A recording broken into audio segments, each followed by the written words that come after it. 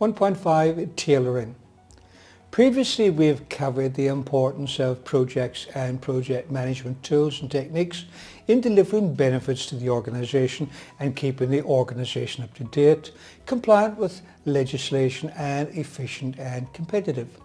But there is something else needed too, and that is a robust project management methodology. It may come as a surprise to many of you and as a shock to others that the PMBOK guide is not a project methodology. But how can this be, you say? What kind of heresy is this? It's true. The PMBOK guide is not a project methodology. In fact, I have been interviewed for jobs before and they've asked me what sort of project management methodologies I use, and I say I use Prince2, and they say, do you do any others? I say, yes, I do PMBOK. Great, we use PMBOK methodology here.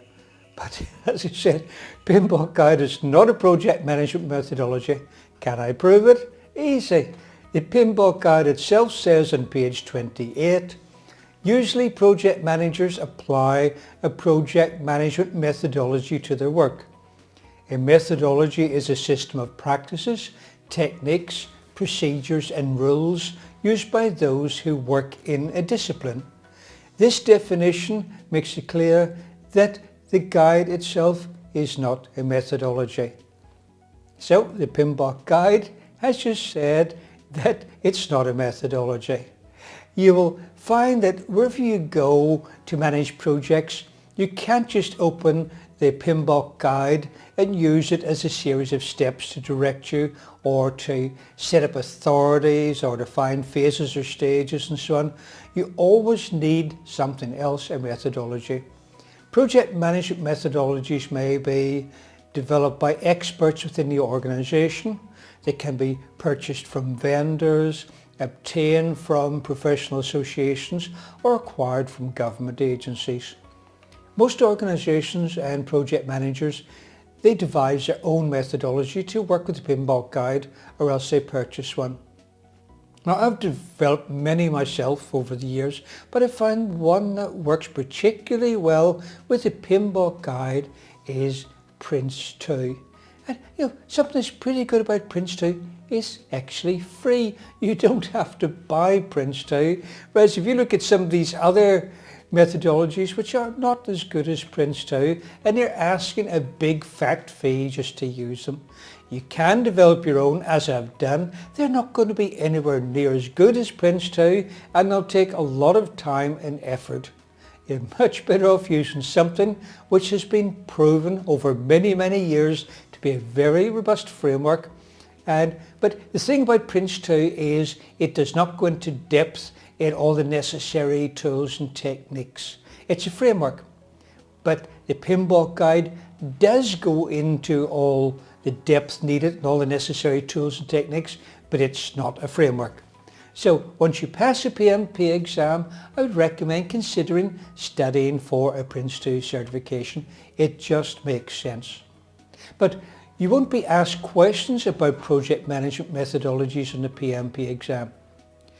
The project manager collaborates with the project team, the sponsor, organisational management to decide upon the appropriate project management processes, inputs, tools, techniques, outputs and life cycle phases to use in the management of a project.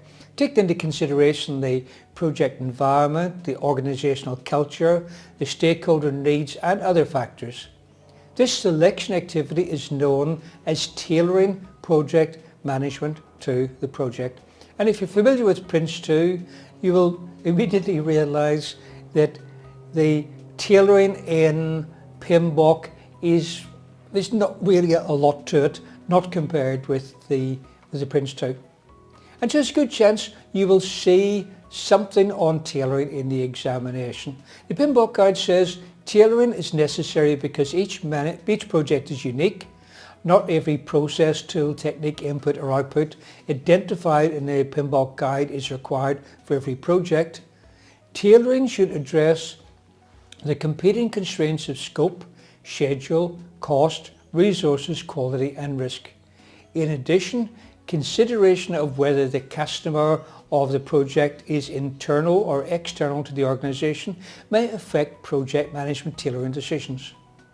Sound project management methodologies take into account the unique nature of projects and allow tailoring to some extent by the project manager. However, the tailoring that is included in the methodology may still require additional tailoring for a given project. And that brings us to the end of a very short section on tailoring.